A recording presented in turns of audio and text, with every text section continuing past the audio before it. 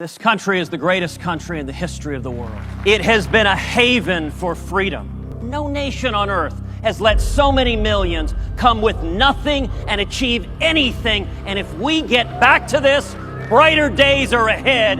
We can do that together. The only way we will turn this country around is for millions of courageous conservatives to rise up and say, we will defend the Bill of Rights. We will get back to freedom and the Constitution.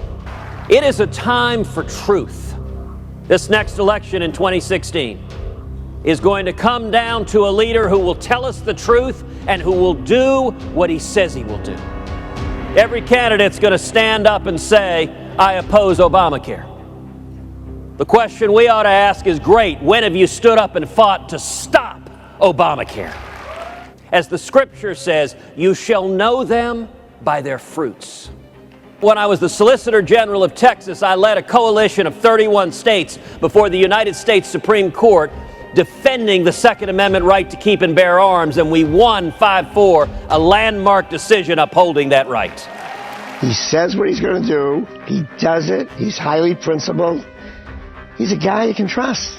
I think he practices what he preaches. He's so smart. I mean, when you have even Alan Dershowitz acknowledging the brilliance of this man, I think he most embodies the kind of founding father model of a conservative. There's some good conservatives running for president, but we need more than a campaign conservative. We need a consistent conservative who has led the fights important to us. Ted Cruz is this leader. You know who's losing? The Ohio steelworker is losing. The single mom who's waiting tables is losing. The legal immigrant like my dad who washed dishes making 50 cents an hour, they're the ones losing. Look, if we nominate a candidate who embraces Common Core, who embraces illegal immigration, who is unwilling to stand for the Constitution, for rule of law, who's unwilling to stand boldly for life, for marriage, for the values that unite us, we will lose. He chews barbed wire and he spits out rust. That's what we need. They'll tell you this, it's all about electability, and you know what electability is?